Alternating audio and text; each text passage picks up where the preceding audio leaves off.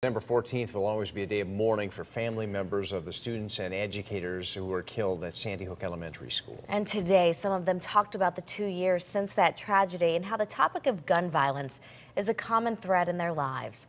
News 8's Keith Kuntz is here with more on that tonight. Keith? And Darren, thank you. Through organizations like Sandy Hook Promise, family members are taking a head-on approach to the issue of gun violence. They point out that since Sandy Hook, there have been no less than 95 shootings at schools across this nation.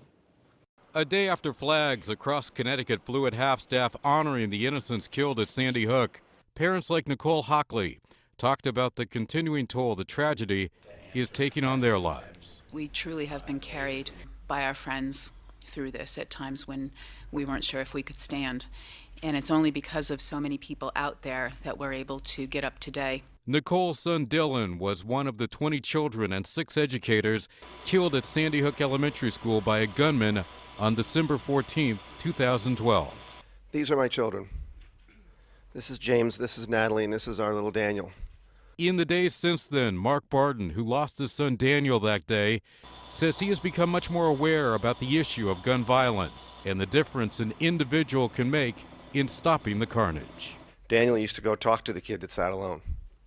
Sandy Hook Promise, an organization that I'm very proud to be working with, is doing just that. We are bringing programs and tools into communities, getting people aware of the fact that we can do this.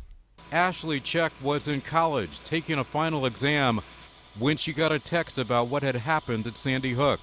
Her mother was a librarian at the school. My first reaction wasn't panic. There was no way anything bad could ever happen at Sandy Hook. Her mom, Yvonne, made it out of the school with her life. Yesterday at 9:28 a.m., I felt a familiar lump in my throat. I stood firmly next to my mom, wanting to be strong for her. The only way we got through the first few weeks of the shooting 2 years ago was by sticking together. And that concept of sticking together also a common thread among victims' family members. Those loved ones also repeated several times today that every gun-related death is a preventable death.